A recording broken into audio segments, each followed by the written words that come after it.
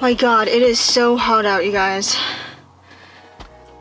But just dropped the mom off at the hospital. She's getting a checkup real quick. She didn't break her hip, but she has to she got a replacement a couple of weeks ago, so she's getting like her stitches out or something like that. Yeah, I am testing out the 10-22mm lens from Canon. I bought this lens refurbished on the Canon website, so I got it for a decent discount. And it looks brand new. It's like basically brand new. That's why I bought it off of the Canon website, because I knew that they would, do a good job and that it would be, worth buying and in great condition, and it is. And I also have the Gobe 77mm variable ND filter on, which is super, super nice. This thing comes in handy so much, especially with the sun. Like, for example, if I just turn it, it does that. That's a bit too bright. But right there, so it comes in handy so much. And just having this wide angle, I can get so much in the frame and still get a good picture quality and all of that. And I have my camera at center focus, so I think this turns out pretty nice, and it just works so well for being in tight spaces like this. But yeah, I thought I would do a little, instead of just talking about the camera, but do more of a little real world review on it. So just gonna be in the car for a while reading a book until my mom contacts me. So check in with you guys soon.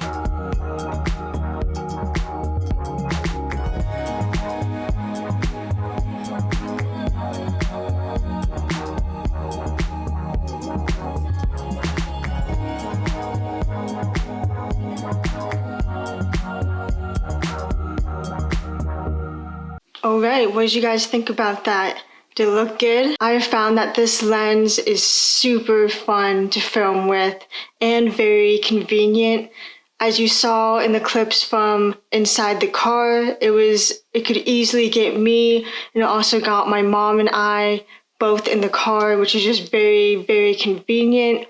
And it's light enough where you can have it on a Joby pod and it can get in different positions, and it's just very convenient to have a lens that can get so much in the frame while still having a clear picture quality. So I'm filming on this lens right now, and you just saw the clips, and especially paired up with the Gobe 77mm variable ND filter. This thing is awesome. I'm using the Canon Rebel T6i, and I believe it's 24 megapixel. And even with that, the video quality is pretty darn good, and it would definitely get the job done.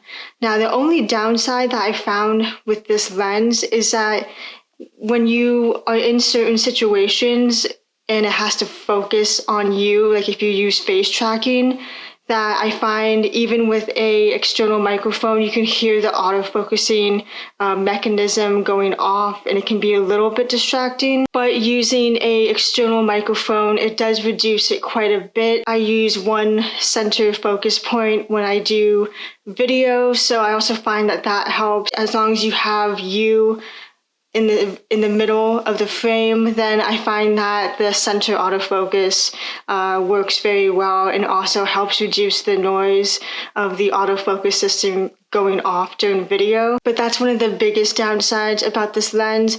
Other than that, it's very robust, it's heavy. Not too heavy, but it's heavy enough where you feel confident using this in any, different type of situations. And if it does fall for some reason, you will definitely feel confident that it will be fine. Now, the lens, I bought this lens refurbished on the Canon website. I've seen this lens on eBay go for $400. I just trust the Canon website, and especially you can save a decent amount of money if you go on their refurbished section and purchase your lenses off of that. And it just looks brand new. It works very well, and I would definitely recommend using the Canon refurbished site to get lenses.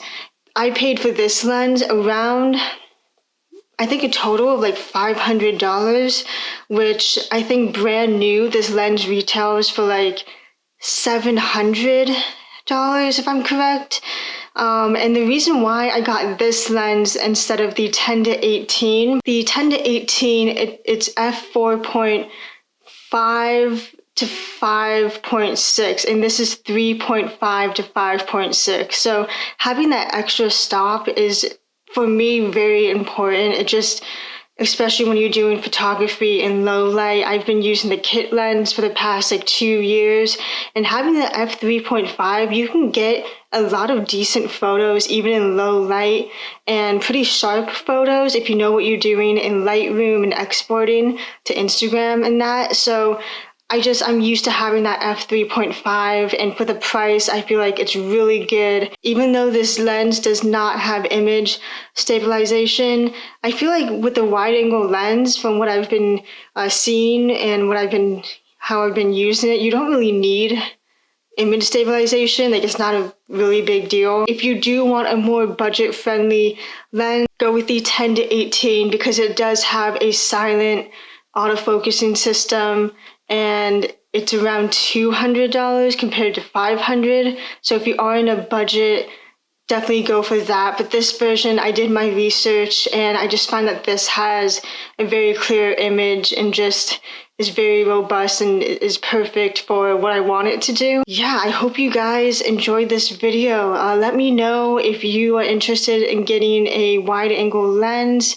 This is perfect for vlogging, and it's so nice being able to have so much more in your frame and just get those wider shots, especially in tight places. And it's just fun. It's fun to use, and it's nice to have this as another lens that I use. So yeah, this is definitely going to be my main vlogging lens and lens I make videos with. So yeah, I hope you guys enjoyed this video, and I will see you in the next video.